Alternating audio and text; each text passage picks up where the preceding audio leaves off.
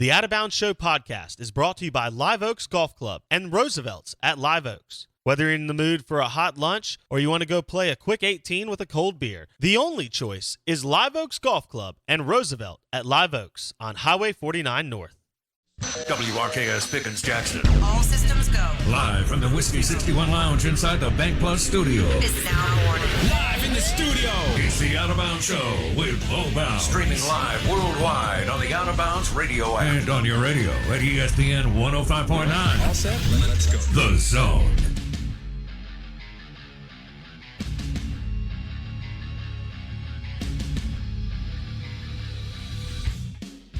All right, good morning. Welcome inside the Bank Plus studio. Live on ESPN The Zone 105.9 WRKS. This is the Out of Bounds Show. I'm not Bo Bounds. Blake Scott filling in for the incomparable one this week as we talk a little football, baseball, maybe some March Madness, and, of course, the y'all lifestyle. Welcome inside the Bank Plus studio, Out of Bounds, ESPN 105.9 The Zone. As always, brought to you by a perfect medium rare filet, maybe a bone-in ribeye. Side of crab claws to start. And, of course, the Parmesan peppercorn dressing, all at Kessler Prime in the Renaissance. Kessler Prime, schedule a reservation today, and you won't be disappointed. That's right. This is the Out of Bounds Show. I am Blake Scott. We're going to be talking a lot of SEC, NFL, both baseball and football in the SEC. It's going to be a good week. We'll have a handful of guests this week. As always, Mike Detillier will be on Tuesday, Steve Palazzolo on Thursday. And we'll sprinkle in a few more here and there as we go through the week. Big news of the day, I think, is it's the word we've all been waiting for, and it's the end of an era. That's right. I want to get into the official announcement. Drew Brees, via his children, actually. Drew Brees decides that it is finally time to announce his retirement. And so that is the leading headline around the NFL today, the retirement of New Orleans Saints future Hall of Famer, first ballot Hall of Famer, Drew Brees. After 15 years in the Saints and 20 years in the NFL, our dad is finally going to retire. So we can spend more time with us. Yay! That's right. That's how the legendary number 9 retired yesterday via Instagram video from his kids, 4 kids, 3 boys and 1 girl. And so that's it. That's the end of the era for New Orleans and Drew Brees. He announces this morning that he will be joining NBC, as we all already knew.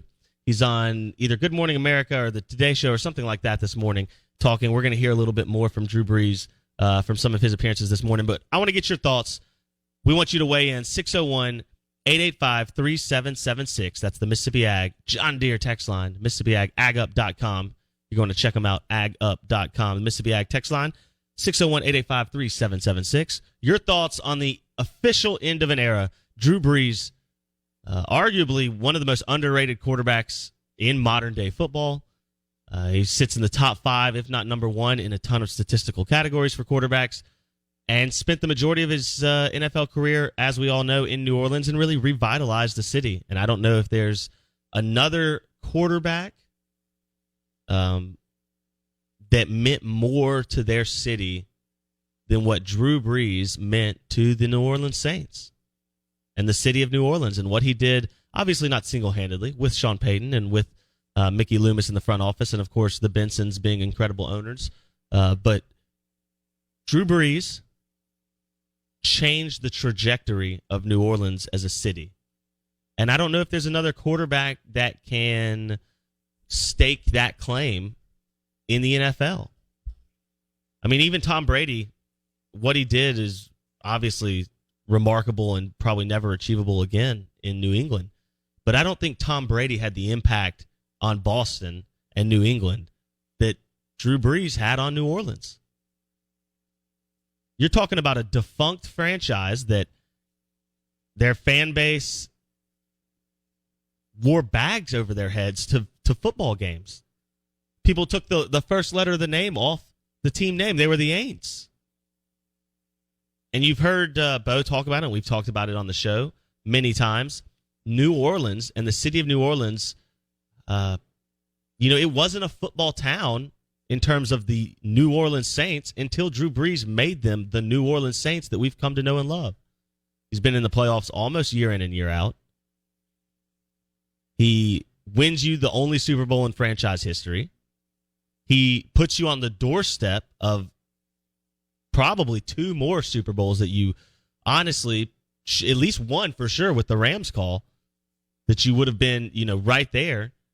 And I think it's a remarkable career off the field in terms of the impact of Drew Brees without even touching what he did on the field. He's a first ballot Hall of Famer. It's obvious. I like to give Saints fans a hard time, but Drew Brees is a legend. I mean, it is what it is. You can say whatever about what's happened over the last 5 years and how things have turned out for the Saints. And, maybe this last year was not what Drew wanted. He wanted to go out on a high note. I understand that. And so I just don't know how you measure and quantify what Drew Brees' impact on New Orleans was. War Eagle Rich says, no joke, the Saints had 2 Billy Joes start in 1 year before 15 years of Brees. So how do you measure what he did for Saints fans? You're absolutely right. You will never see, I'll stand by this, there will never be a quarterback in New Orleans ever that has the impact of Drew Brees. And I would argue you could say there's never been a quarterback in any city that's had the impact that Drew Brees has had on the New Orleans Saints. I mean, it will be a lasting legacy for New Orleans. So now the question is, what's next for New Orleans? What's next for Sean Payton? All eyes are pointing towards Jameis Winston being the guy. Is Jameis Winston your guy? Saints fans, are you okay with Jameis Winston leading the way post Drew Brees? And we're going to talk to Mike Detillier tomorrow. The Saints signed Taysom Hill to this crazy extension that is supposed to be a cap mechanism to void years and do all these things and lower the cap. And Mickey Loomis is a cap genius. I've never seen anyone manipulate the cap like Mickey Loomis does in New Orleans. But, I mean, you're riding into the season right now with Jameis Winston and Taysom Hill. That's it. That's all you got right now. In an NFC that now has Dak Prescott back at Dallas, Russell Wilson still in Seattle, although that's still up for debate. We'll talk to Steve Palazzolo Thursday more about that. You've got Tom Brady sitting in your own division now. I mean, the Saints have had a run much unlike, if Tom Brady doesn't dominate the way he does, what's happened in New Orleans would be even more of a headline story, but I just think it gets overshadowed by what the Patriots have done over the last 20 seasons. But what Drew Brees did in revitalizing a city by himself, truly remarkable. So if you have thoughts on Drew Brees, 601-885-3776, 601-885-3776 is the Mississippi Ag John Deere Tractor text line. We want to hear from you today. This is the Out of Bounds Show. I am Blake Scott, filling in for the incomparable Bo Bounds this week as he enjoys a little family time, but we'll hear from him throughout the week. We are going to hear from Mississippi State insider Steve Robertson, genespage.com. Bulldogs 247. He'll come on about 7:35 today, 7:30. You'll have Steve Robertson on the show. And then at 8:30, we're going to talk to the director of the sportsbook at the Golden Moon Casino, Timeout Lounge. That is Chris Hopwood. He's going to talk a little March Madness numbers as we take a look at Ole Miss, the 4th team out. Can they get in? We don't know who's going to bail on the tournament. If any COVID tests occur, you have from now until the first tip-off of that game, Ole Miss potentially could still end up in the tournament. They're the 4th team out of the tournament. They needed one more win, either to beat LSU in the tournament or, perhaps not have lost games to Vanderbilt and Mississippi State in the regular season. So Ole Miss, the 4th team out. They're in the NIT, but they could end up in the NCAA tournament. And then Mississippi State somehow, Lord knows how this happened, Mississippi State ends up in the NIT as a 4 seed. Shocked. Love to know if you're interested in the NIT if Mississippi State and Ole Miss are playing. This is the Out of Bounds Show, ESPN 105.9 The Zone, brought to you by Madison Ridgeland Academy. That's right, MRA excelling on the field, on the court. Just won an overall state basketball championship in dramatic fashion. MRA, Madison Regional Academy. You're going to want to check out what MRA has to offer, kindergarten through all the way through senior. So you're going to check them out. MRA, Madison Regional Academy. Schedule your tour today. This is the Out of Bounds Show, ESPN 105.9 The Zone. You're listening to the Out of Bounds podcast, brought to you by the Premium Cigars at Havana Smoke Shop in Jackson and on the Reservoir. Havana Smoke Shop for your premium cigars. The Big Board. What's on the Big Board?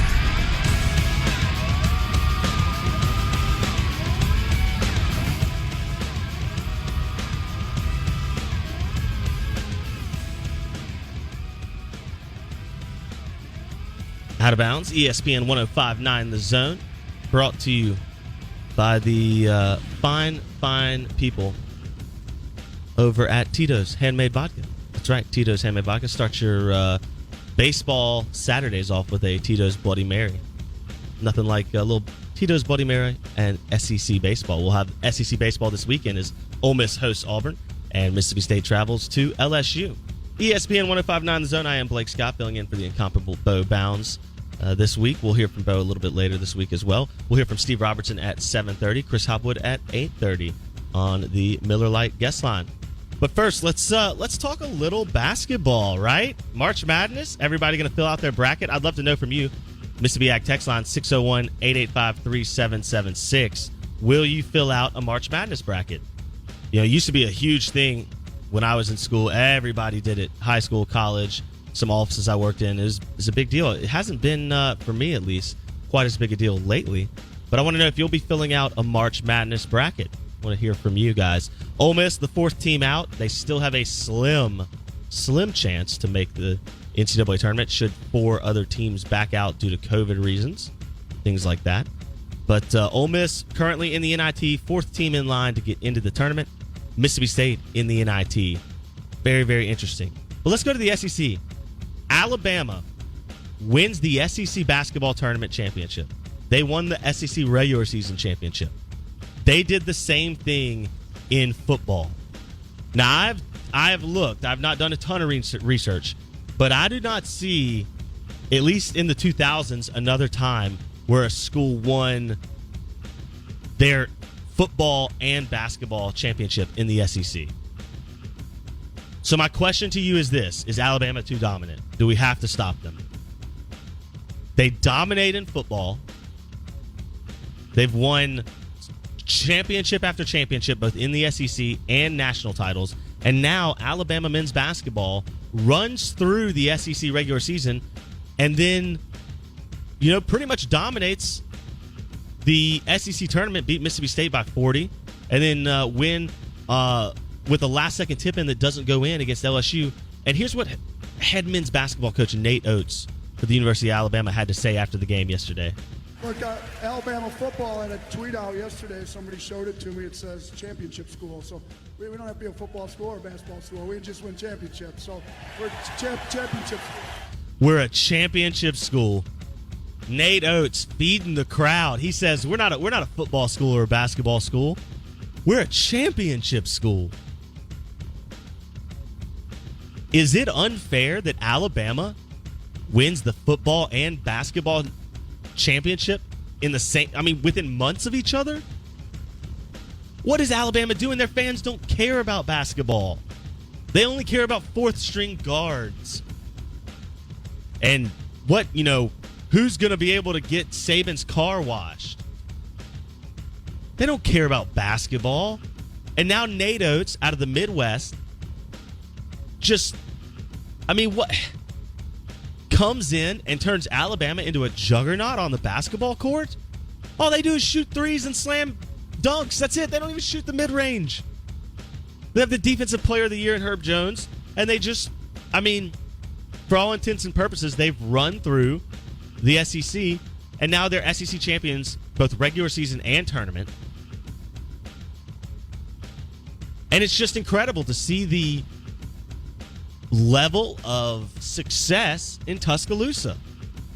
Mississippi State and Ole Miss are desperate to find their way to Atlanta to play for an SEC title. desperate to get to an SEC championship. And instead, look, odds are stacked against them. But Alabama, just year in and year out, playing for football championships, and now they win a basketball championship. It's incredible. This is the Big Board, ESPN 105.9 The Zone. You're listening to the Out of Bounds Show. Out of Bounds, powered by XL Water and Coffee. XL Water, watertoyourdoor.com. That's right, watertoyourdoor.com. They're the best residential and commercial water supplier in town. You're going to want to check out XL Water and Coffee. XL just dropped off an awesome water cooler and some cool water bottles and coffee mugs last week, and so we're excited to be able to use XL Water now here in the studio. We want you to use it too. XL Water. Go to wateratmydoor.com. JM says we do care about hoops. I used to have season tickets. That's Alabama fan. Used to. I understand. I get it. But you're the small minority, JM. You're the small minority. Most Alabama fans couldn't tell you Nate Oates' name. In fact, on our Total Sports Prep, here's how little people understand about Alabama basketball, right? On our Total Sports Prep, where I just played that audio for you from Nate Oates, they have him listed as Oaks, O-A-K-S, not O-A-T-E-S. They didn't even get his name right. That's how little Alabama basketball means in college basketball. And yet now they've won the SEC regular season and tournament championship. Incredible. Let's move on a little bit. Change directions. SEC baseball. Mississippi State comes off a huge sweep of Eastern Michigan. They needed a walk-off and incredible pitching. They gave up one run on Saturday, 1 run on Sunday. That was it.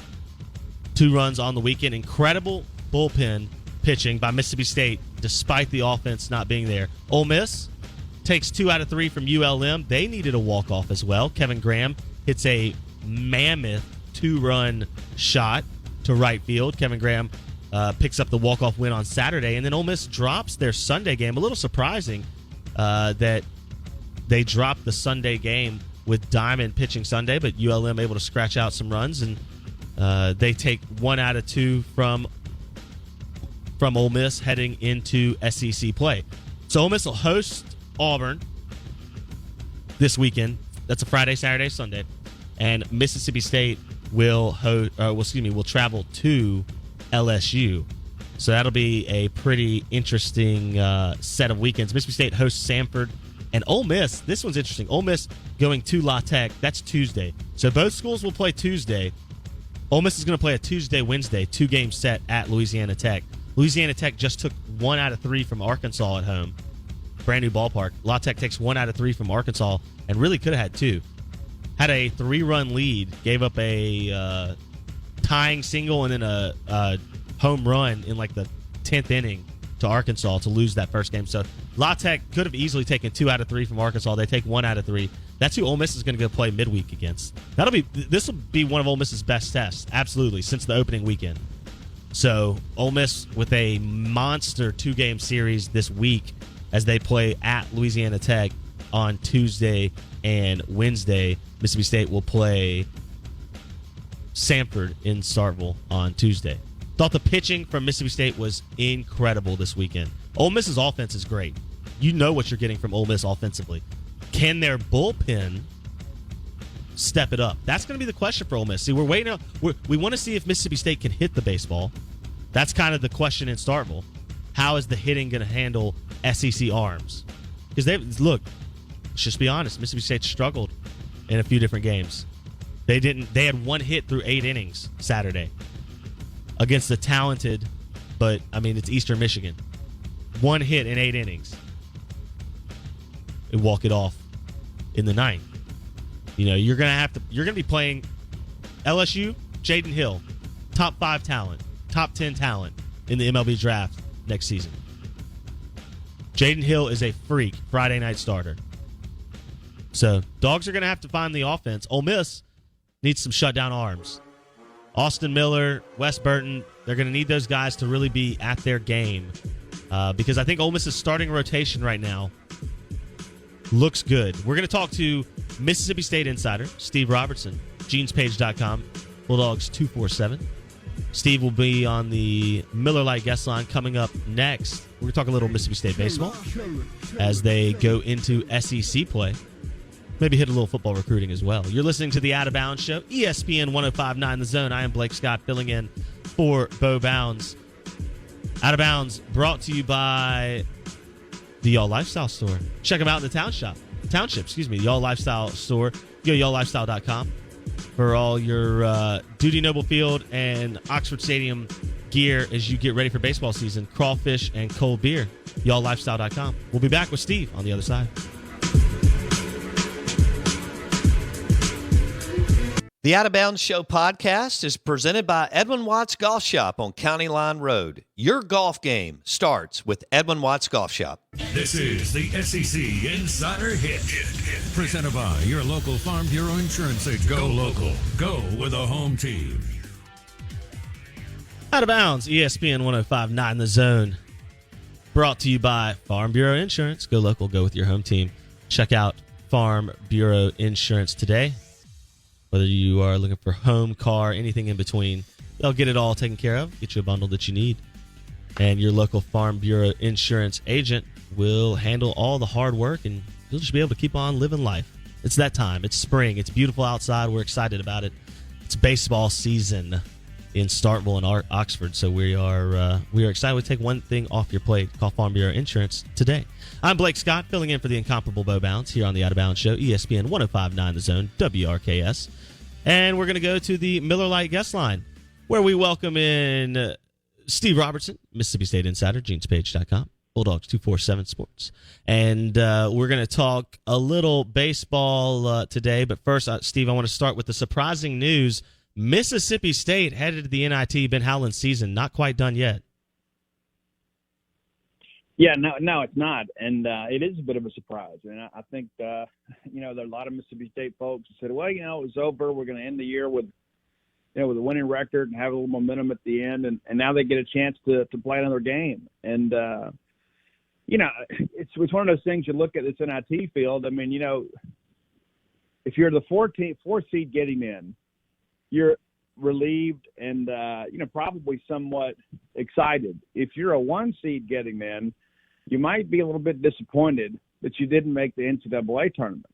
So when I begin to think about the balance of emotions here, Mississippi State may hit this thing with a little bit of juice. And, Abdul Adu's comments over the weekend, for those that saw it, I mean, it was gut-wrenching. I mean, just seeing how emotional he was about the end of his college career. And now that guy gets another game, at least one more. So, I don't count State out in this thing at all. I think State's capable of beating just about anybody on any given night, and I think the SEC kind of prepares them for this. But, I have to admit I'm surprised, though, that they're still playing and in the postseason. So good on Ben Howland, and hopefully they get a win. Yeah, they'll be going to St. Louis. They're the 4 seed facing number 1 seed St. Louis. Richmond and Toledo also in that part of the bracket. I don't know. Obviously anything more than that with the NIT in terms of those teams. Haven't kept up with my Richmond basketball this season, Steve. I don't know about you. No, and I think they actually are playing those games at the Comerica Center. I think that's right, whatever they call that place. I don't think they're playing these on campus, and I apologize for being a little flat-footed there because I haven't done a lot of research on the NIT. I mean, I've been kind of checked out on men's basketball for a lot the last few months, but it's just, Ben Howland has had some decent teams at times. And honestly, to be fair to Ben Howland, this may be one of his better coaching jobs since he's been at Mississippi State. This is a team kind of devoid of superstars at this point. DJ Stewart's the guy that we believe is kind of rounding him into one. Iverson Molinar as well. I mean, you've got a decent backcourt. But, it's not a team that's got NBA prospects on it. A couple of years ago, you had 3 on the same team and made the NCAA tournament. And so I think the coaching job he did this year is probably a little bit better than he has in recent years because he just hadn't had the same level of talent. And then the hope is you can kind of staircase this and maybe build from this in the next year. You need DJ Stewart to come back. But hopefully the next year will be a better year and kind of stabilize the men's basketball program. So we're visiting with Steve Robertson, genespage.com, Mississippi State Insider. So, Steve, making the NIT and then subsequently whatever happens has no impact or did not have an impact on Ben Howland's future? Yes or no? Absolutely not. No, he's back next year for sure. Yeah, it's just like, and I think there were times this year that maybe it didn't seem quite so certain, but this team really responded down the stretch. You win 4 of 6 down the stretch, and you go win a game in the SEC tournament for the fourth straight year. And I think there's no question that Ben Howland is back next year, and I think next year's an important year in his tenure at Mississippi State. But I think for sure Ben Howland is back for next year. All right, there we go. I guess it all hinges on perhaps what DJ Stewart decides in terms of how next year looks when we're heading into the start of basketball season. We're visiting with Steve Robertson, genespage.com, Bulldogs247. You can follow him on Twitter at ScoutSteveR. Let's switch to baseball. So we had you on last week, and I think we mentioned that it was kind of put up or shut up time for Mississippi State's starting rotation. So you saw all three. Well, you saw three guys start, and you saw a fourth guy who we believe will be a starter. McLeod, Sarantola, Bednar, and Fristow. Talk about what you saw this weekend and how that's going to set up as we head into the first series against LSU. Well, it's a real good problem to have.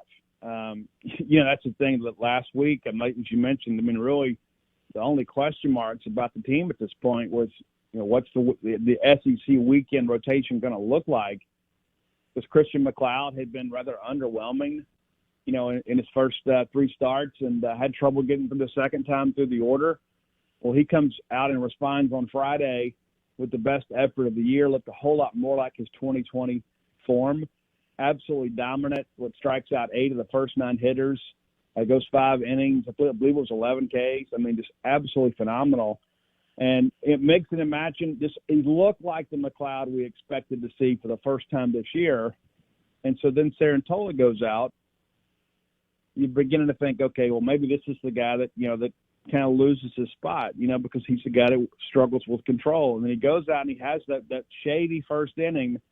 He gets that double play from Forsythe that kind of alleviates one of his hit by pitches.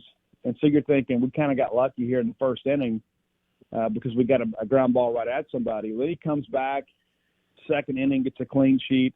All he gives up is the one hit in 5 innings of work, and that's a solo home run, which ended the scoreless streak. But I think most Mississippi State people expected that streak to be broken at some point.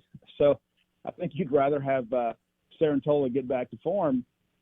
So then Bednar comes in on Sunday, in relief of Fristow. And Fristow wasn't especially sharp yesterday. I think of all his 4 starts, that's the one where maybe he just didn't have it, but he got out there and competed, and he didn't shy away from challenging guys with his fastball.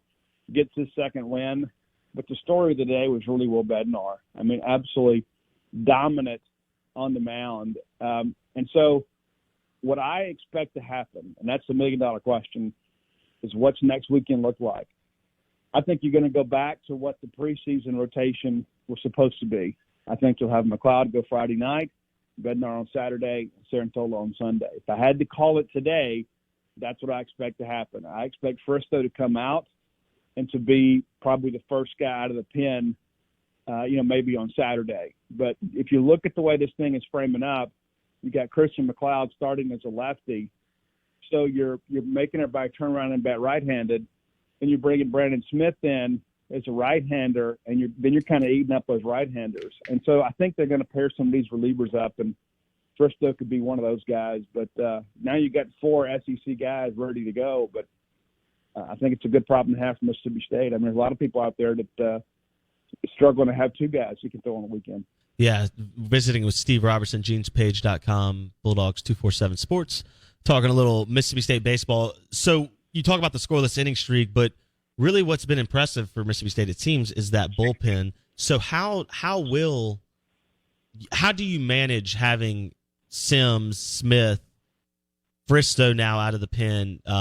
Obviously, Peyton Johnson seems to be rounding into form. What, is this going to be everybody's got a quick trigger, or are we going to see, do you think the staff and Coach Scott Foxhall, the pitching coach, kind of narrow down that list of guys who are seeing weekend innings?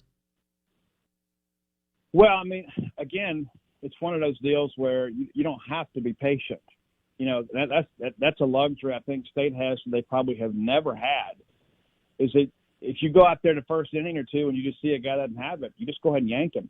You don't have to worry about saving your pen because you got so many guys out there. And of course, the SEC travel roster is a little more restrictive than it is during the non-conference. But Yeah, I think you kind of figured out the guys that you can count on, so you won't be mixing and matching quite as much as you do in the midweek.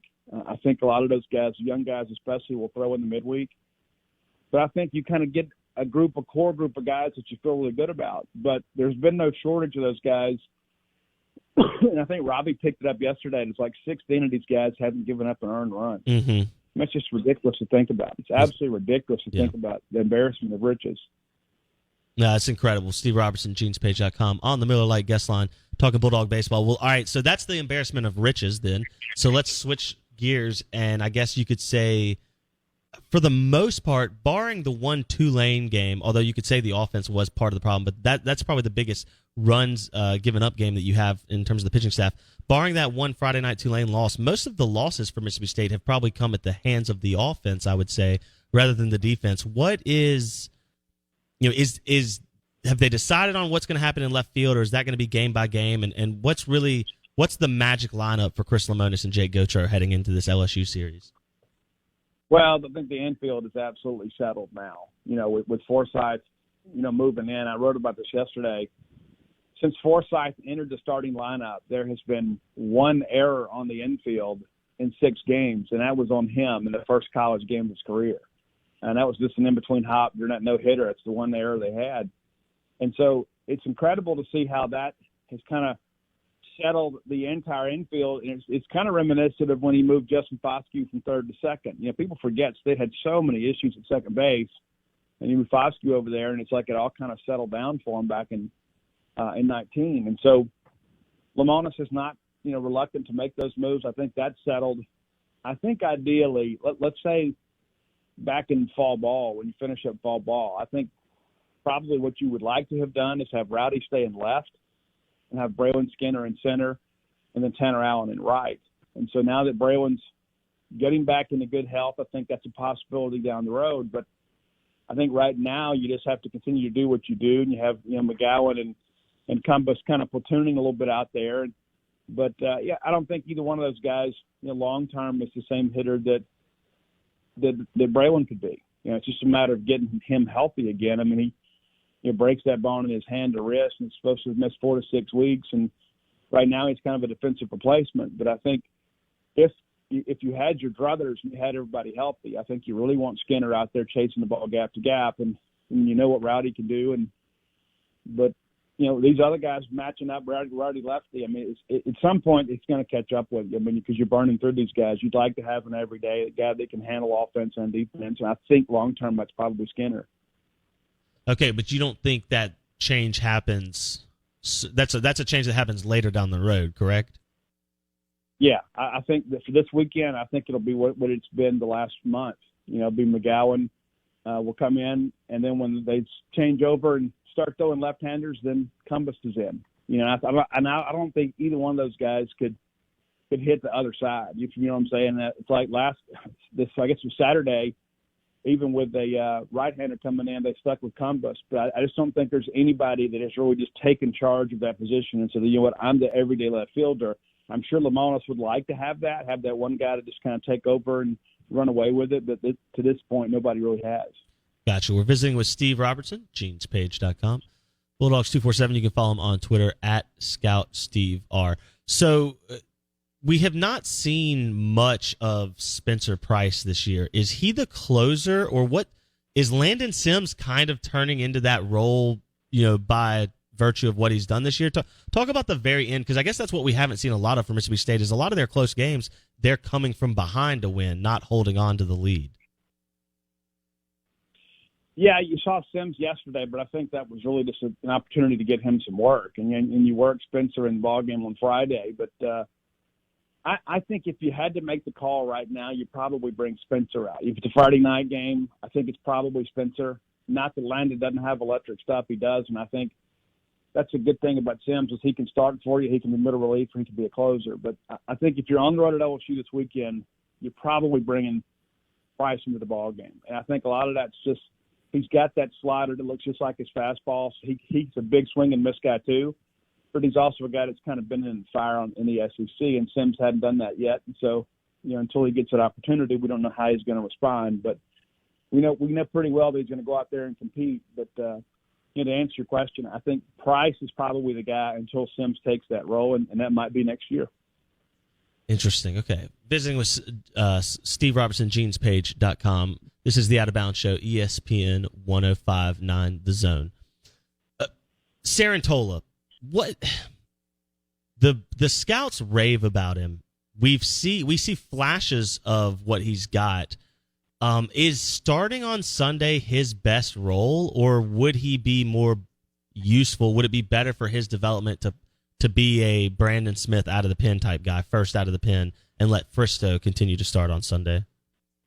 Well, the first thing I'll say is when you're bringing guys out of the pen, they got to be able to throw strikes right away. You're bringing a guy to put the fire out. And Sarantola's been a guy that's kind of proven to be a guy that sometimes needs a couple of hitters to kind of get warmed up, sometimes even a full inning. And so I don't know that his makeup is kind of conducive to him coming out of the bullpen as a middle reliever. I think he needs to be a starter. And I think, again, it's kind of like the Brandon Woodruff thing. Like when Brandon Woodruff was at Mississippi State, he struggled with control at times, and then every so often he'd go out there and put a couple of innings together, and you're like, wow, this is the guy we expected. And then just for some reason it didn't come together. A lot of people forget, too, Jonathan Papelbon was a guy that wasn't exactly dominant at State. He was a guy that kind of figured it out in the minors. I think Sarantola could be that same type of guy. I think he might actually be ahead of those guys at this point.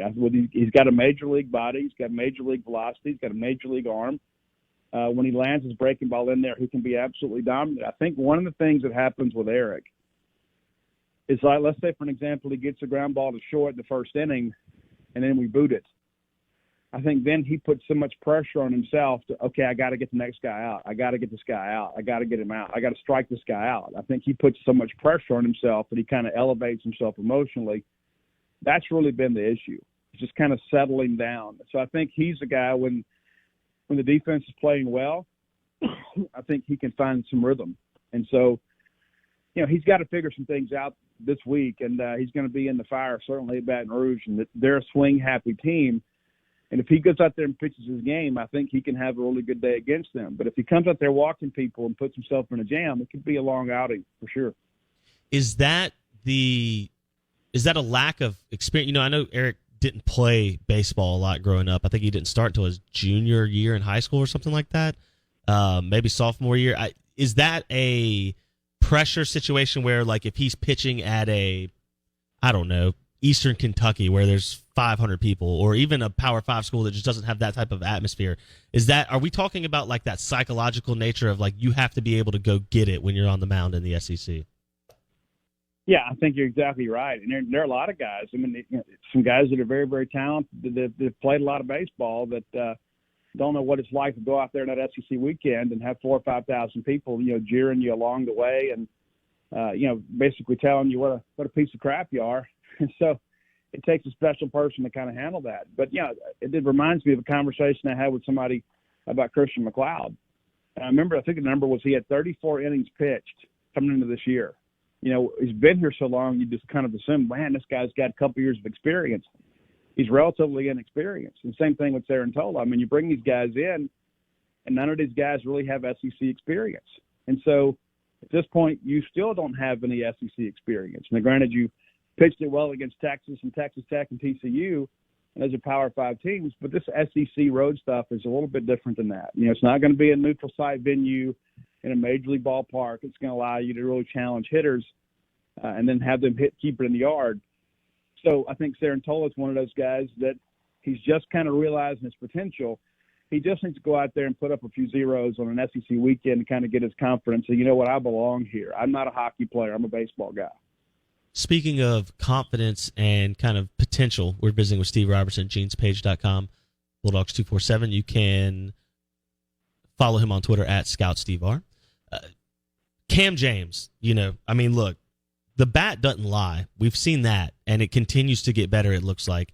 The defense was a concern at shortstop. I guess this question is twofold. One, is his future at third base, or is that this is how we win now, and he may develop into something later? And two, what does it say about Lemonis and Gautreaux finding a way to manipulate their roster and make sure somebody like that stay. When you don't have the right-handed bats that we talked about, someone like that stays in the lineup day in and day out. Yeah, you had to find a way to make that work. And, of course, Forsythe has made that really easy because he looks more natural at shortstop than probably anybody we've had there in years. I mean, and that includes Jordan Westberg. I mean, Forsythe, even as a freshman, looks like he belongs at shortstop. He has a big arm. Everything is so smooth for him. And then you've got to find a way to keep Cam's bat in the lineup. So you slide him over to third. And I do think Cam, looks more confident there at third. I think part of the problem at short is he's playing so far back on the ball. He's letting the ball play him a little bit rather than kind of chasing the ball. And at third, I think you kind of remove that because it's on you so quickly. He's a guy that's got a great arm and can read and react. And so I think right now that's probably what's best for Mississippi State. That's not to say that Cam couldn't be a shortstop in the minor leagues and kind of see how things go from there. But I think this is what's best for Mississippi State right now and probably best for Cam James. And then, of course, the way that Forsythe has come in and swung the bat, all of a sudden it makes everybody look like a genius. Because if you'd put him in there just for defensive purposes and he hit about 100, well, then you'd be criticized for that. But, Forsythe started a couple rallies yesterday, and he's a guy that has some competitive at-bats. And I spoke to Scotty DeBrule about Forsythe just yesterday, and he said, man, that kid's a special player. He's only going to get better as he grows and learns and develops. And so I think this lineup is settled now for the infield defensively and offensively, and I think it's going to allow Cam James to stay in the lineup and swing a hot bat. He's a guy, too, if you make a mistake on a fastball up and in, he's going to put that thing in the left field lounge. And I think that's why this Landon Jordan thing kind of blew up because Landon Jordan was a guy that was playing pretty well defensively. He's a guy to put the ball in play, but, he's not a guy that can turn a game around for you, on a 1-2 pitch and hit a 3-run bomb. I think you have to opt for that power right-handed bat more so than another left-handed, kind of spray hitter. And so it's difficult decisions, but the decision's made, and it was the best for Mississippi State. Yeah, that was just tough storm, so to speak, for Landon Jordan. Playing well, like you said, but because he was a left-handed bat in this lineup, it just didn't make sense. I understand that. And he's officially off the team, correct, Steve? Not coming back? Yeah, he is, and he's a great guy. And that's the unfortunate part of this. We all go through life and we think, okay, as long as I do my job, then I'll be able to keep it. And he didn't do anything to lose the job. It was just one of those situations. State had to make a move to shore up the defense, and part of that was going to be able to keep Cam in the lineup. And so Landon ended up being the odd man out. It's not like that he was, a disciplinary issue or a guy that wasn't swinging the bat. I mean, it's just there's only 9 spots in the order, and Lemonis had to do what he felt was best for Mississippi State, and then Landon Jordan didn't agree with that, and so now he's no longer on the team. So you wish him well, but he is a great young man from a great family, and it's unfortunate the way things worked out, but nothing's more important than the M over S. There you go. I got 30 seconds, Steve. Biggest X factor if Mississippi State's going to win at least 2 games against LSU this weekend? You got to be able to locate down in the zone to right-handers because there's a jet stream from the grandstand out to left. And so if you start elevating balls to right-handers, you're going to get that same medicine Texas San Antonio got, and that's a bunch of home runs from a bunch of guys that aren't home run hitters. So you got to be smart. You got to locate well. There you go. Steve Robertson, genespage.com on the Miller Lite guest line. Steve, we appreciate it. We'll talk to you again later this week. Thanks, man. See ya.